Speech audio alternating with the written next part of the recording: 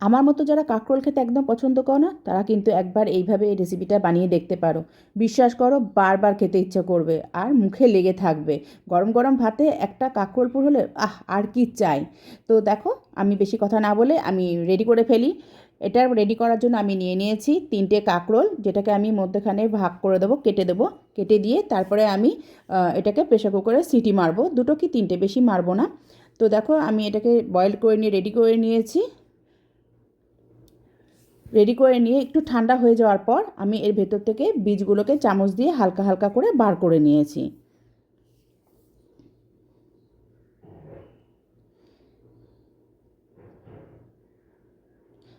তো দেখো, আমি বীজগুলোকে সব বার করে নিয়েছি। এবার এই পুরটা রেডি করার জন্য আমার কিছু জিনিস লাগবে। চলো সেটা রেডি করে ফেলা যাক। এই পুরটা রেডি করার জন্য আমি নিয়ে নিয়েছি 1.5 চামচ সাদা সর্ষে, 1.5 চামচ কালো সর্ষে আর 2 চামচ পোস্ত। এটাকে আমি আগে শুকনো পেস্ট করে নেবো, জল দিয়ে আগে করবো না, কারণ পোস্ত সর্ষে না আগেই জল দিলে ভালো করে পেস্ট হতে চায় না। তাই জন্য আমি আগে মিক্সি বাটিতে এটা ভালো করে আগে শুকনো করে গুঁড়িয়ে নেব। তো চলো, আমি এটা গুঁড়িয়ে নিয়ে আসি।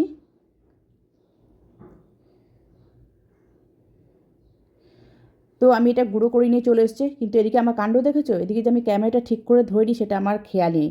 তো যাই হোক, তোমরা এইটুকু জায়গা আমার কিন্তু একটু এক্সকিউজ করো, ওকে। তো দেখো, আমি কাঁকরোলের রেডিটা করে সর্ষে পোস্তটা ডাস্ট করে রেডি করে নিয়েছি। এর মধ্যেই দিয়ে দিচ্ছি এবার আমি কাঁকরোলের বীজটা। আমি কাঁকরোলের বীজটা আগেই দিইনি, আগে আমি খানিকক্ষণ সর্ষে পোস্তটা শুকনো বেটে নিয়ে তার মধ্যে আমি এবার দিলাম কাঁকরোল পুরটা, তার কাঁকরোলের বীজটা, সরি। আর একটু হলুদ গুঁড়ো, নুন, আর 3-4টে কাঁচা লঙ্কা। ঝাল তোমরা যেমন খুশি তেমন দিতে পারো, তোমরা যে যেরকম খাবে। আর আমার কাছে যেহেতু নারকেল ছিল, তো ওই জন্য আমি 1 চামচ নারকেল দিয়ে দিলাম। তোমরা চাইলে স্কিপ করতে পারো, কিন্তু আমার কাছে ছিল যেহেতু সেই জন্য আমি দিয়ে দিয়েছি। তো চলো, এটা আবার পেস্ট করে নিয়ে আসি।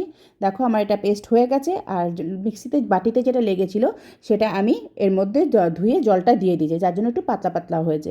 তবে অসুবিধা নেই, যেহেতু আমি এটা কড়াইয়ে আবার নাড়বো, তো এটা অ্যাডজাস্ট হয়ে যাবে। তো দেখো, আমি কড়াইয়ে একটুখানি সর্ষের তেল দিয়ে দিয়েছি, আমি সর্ষের তেলই ইউজ করছি। আর তার মধ্যে দিয়ে দিয়েছি একটু কালো জিরে। তো এবার আমি এটা গরম হয়ে যাওয়ার পরে ব্যাটারটা দিয়ে দিলাম। এবার এটা যতক্ষণ না কড়াই থেকে উঠে আসবে, লেগা থেকে উঠে আসবে, ততক্ষণ আমি এটা কড়াইয়ে নাড়তেই থাকবো।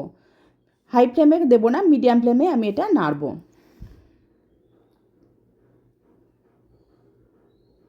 আমার শাশুড়ির বানানো রেসিপি এটা। আমি আগে সত্যি কথা বলতে আমি একদমই খেতাম না, কিন্তু আমার শাশুড়ি মা যখন থেকে এটা আমাকে বানিয়ে খাইয়েছে না, বিশ্বাস করো, আমি কাঁকরোলের প্রেমে পড়ে গেছি।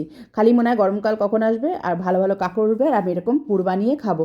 এটা দিয়ে কিন্তু তরকারি করেও তোমরা খেতে পারো, কিন্তু আমি জাস্ট একটু ভাজা করে ডালের সঙ্গে হোক, ঘি দিয়ে হোক, গরম ভাতে খুব ভীষণ ভালো লাগে। তোমরাও করে দেখো, ভালো লাগবে। তো দেখো, তোমাদের সাথে কথা বলতে বলতে কিন্তু আমার কাঁকরোল পুরটা রেডি হয়ে গেছে, কড়াই থেকে উঠেও এসছে।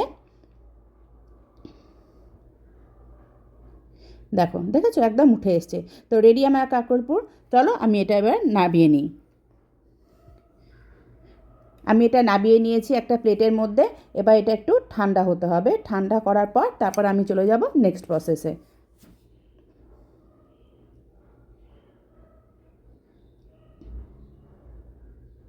তো দেখো, একদম ঠান্ডা হয়ে গেছে। ঠান্ডা হয়ে যাওয়ার পর আমি এগুলোকে এবার কাঁকরোলের মধ্যে ভরে দেবো।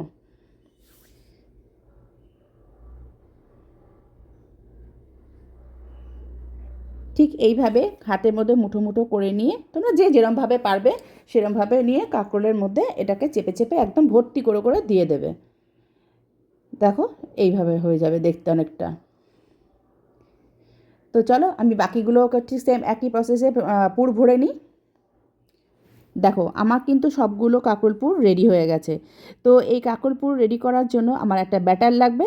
তো ব্যাটার ছাড়াও তো আমি এটা ভাজতে পারবো না। তো চলো, আমি সেই ব্যাটারটাও এবার রেডি করে ফেলি। তো এই ব্যাটারটা রেডি করে ফেলার জন্য আমি প্রথমেই নিয়ে নিচ্ছি একটা বাটি। যে বাটিটা প্রচণ্ড ঘুরছে, প্রথমে খেয়াল করিনি, নেওয়ার পরে মনে পড়লো আমি কেন বাটিটা নিলাম। তো যাই হোক, একটু নিয়ে ফেলেছি যখন, আর তো কিছু করার নেই। তো আমি এর মধ্যে দিয়ে দেবো 4 চামচ মতো বেসন। বেসনটা মাস্ট, যে কোনো চপ বলো, যে কোনো পকোড়া টকোড়ার জন্য কিন্তু বেসন কিন্তু দিতে হয়, তাই না? বেসনটা লাগে, বা তার সঙ্গে তুমি যাই মেশাও সেটা তোমার ক্রাঞ্চি ভাবটা আনবে, কিন্তু বেসনটা লাগে।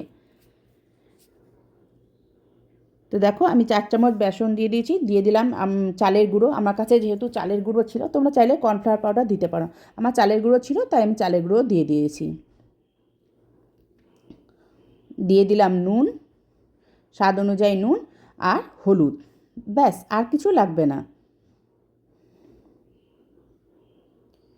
তো চলো আমি আগে এটাকে ভালো করে শুকনো করে মিক্স করে নিই। দেখেছো ঘুরন্তি বাটি বলে বাটিটাকে এরকম ঘুরেই যাচ্ছে পাই পাই পাই পাই করে। দাও এটাকে আমি আগে একটু ধরে নিই, ধরে নিয়ে তারপর এটাকে ভালো করে মেশাই। ব্যাস এটা আমার ভালো করে মেশানো হয়ে গেছে।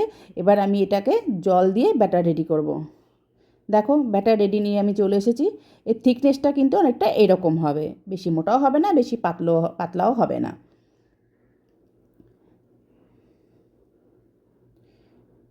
চলো আমার কাঁকরোল পুর রেডি, আমার ব্যাটার রেডি, চলে যাই ভাজতে। ভাজার জন্য আমি একটা কড়াই নিয়ে নিয়েছি, কড়াইয়ের মধ্যে আমি দিয়ে দেবো রিফাইন্ড অয়েল। তেলটা একটু বেশিই লাগবে, যেহেতু এটা মোটা তো বোথ সাইডটা ভাজা হবে, সেই জন্য তেলটা একটু বেশিই দিয়েছি। তো তেল আমার গরম হয়ে গেছে, আমি এবার এর মধ্যে কাঁকরোল পুরগুলো এরকম ব্যাটারে ডুবিয়ে ডুবিয়ে ছেড়ে দেবো।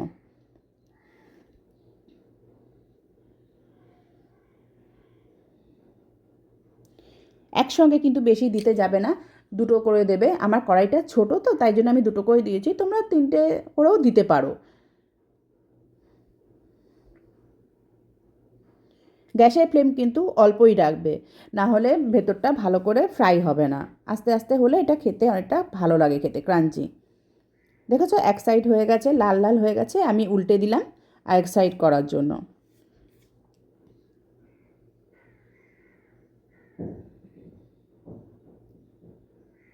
ব্যাস বোথ সাইড আমার ভাজা হয়ে গেছে। ঠিক এরকম যখন দেখতে হয়ে যাবে তখন তোমরা কাঁকরোল পুরগুলো নাবিয়ে নেবে।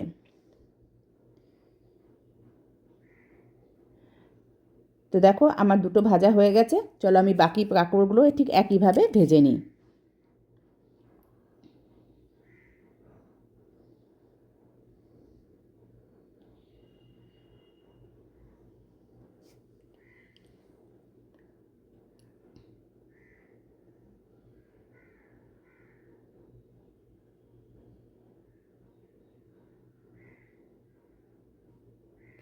দেখো আমার সবগুলো কাঁকরোল কিন্তু ভাজা হয়ে গেছে। দেখেছো কত সুন্দর দেখতে হয়েছে, খেতেও কিন্তু খুবই ভালো হয়। দেখতে যেমন সুন্দর, খেতেও কিন্তু খুব সুন্দর। পাশে আমার একটা পুঁই শাকের চচ্চড়ি রয়েছে, ওটা আমার উঠে গেছে, ওটা সেদিন আমার আইটেমে ছিল। তো দেখো আমার কাকরোলপুর রেডি হয়ে গেছে। এখানে আবার দুটো দেখো জোড়া লেগে গেছিলো, সেটাকে ছাড়াতে গিয়ে আমার ভেঙেও গেছে। তো তোমাদের কেমন লাগলো রেসিপিটা আমাকে কিন্তু জানিও, আর একবার ট্রাই করো। আর যদি খুব ভালো লাগে তাহলে একটু শেয়ার করে দিও। কেমন? Bye bye, thank you.